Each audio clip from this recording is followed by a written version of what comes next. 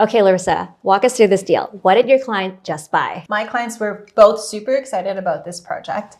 It is a semi-detached house on a massive lot, 28 by 120. It has a large garage already at the back. What we really like about the house is that it's very easy to convert into a legal triplex, and that's really what they want to do with the house. So the goal is to do some renovations, split it into 3 self-contained units. The upper unit will be a 2-bedroom, main floor will be a 1-bedroom, the basement will be a 2-bedroom.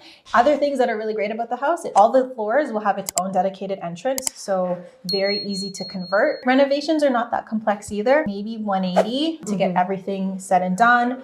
New kitchens, new bathrooms, everything like that. What made your client decide to go with a multiplex as opposed to a condo? So all of our clients are going to have different investment goals. For these guys, they have explored condos in the past. It doesn't cash flow the way that they were hoping it did. Depreciation is really not there either. So they were pretty set on finding something freehold. The ability to convert it into 3 units made the property really interesting because the cash flows are very, very strong. When we get 2, 1, 2 in the basement, yeah, you can't beat those kind of cash flows for what we got it for. All right, so what do the cash flows actually look like? With 211, after you count all your operating expenses, the house we estimate to cash flow $2,000 each month, which is crazy. Wow. And I do want to say it is Toronto as well. I know lots of people don't think that you can cash flow in Toronto, but it's very much possible. And you can cash flow very well in Toronto, it looks like. All right, so you said that it was really easy to split into 3 units with separate entrances. I understand the basement would probably have an entrance. The main floor would have its entrance existing already. How do you get the entrance on the second floor? The advantage of this house, it has a front entrance and it has a back entrance on the main level. So that back entrance will act as the dedicated entrance for the main level unit.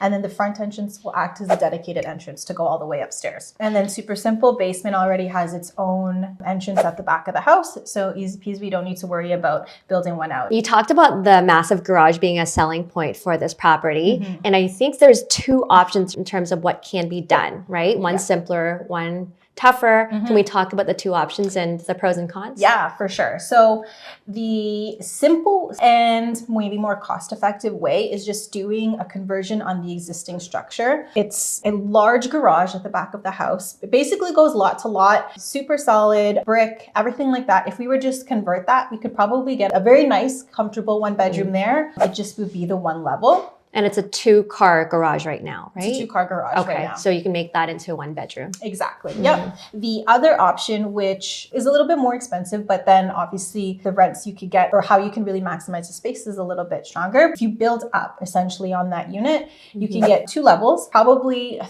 3-bedroom unit there. So rents will be closer to $3,500 and then tenant will pay its own utilities. Yeah, so it's going to be even better cash flows once that's done. Exactly. Yeah. So if for the conversion, if you just keep it as the 1-bedroom, you could probably get $2,100, which is still great. But if you had the capital to spend that little bit extra, you can get those extra bedrooms and then extra rent. One other reason why people do these conversions is because you do get that lift once it's done. Conversions or backyard house builds.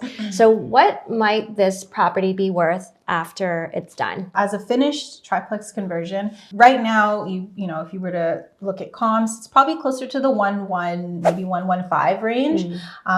So the lift is not as high if you were to refinance. The big advantage is if you do build that garden suite. Some of our clients have done that and they have refinanced. So it is looking closer to 1.6, 1.7. So there is really your lift there for the property. From the sounds of it, if you were just to do the triplex conversion, there's not much of a lift. So maybe there's no reason to refinance at this point unless you have good use for that money. Exactly. But then once you finish building that backyard house, you end up getting substantial lift. And then when you refi, you might be able to pull out 400, 500K. And then in that case, it'll be a much better proposition to refinance so that you can move on to your next purchase at that point. Exactly. Yep. All right, cool. Well, thank you for sharing this property with us. And if you want to learn more about these kind of opportunities, feel free to reach out to us.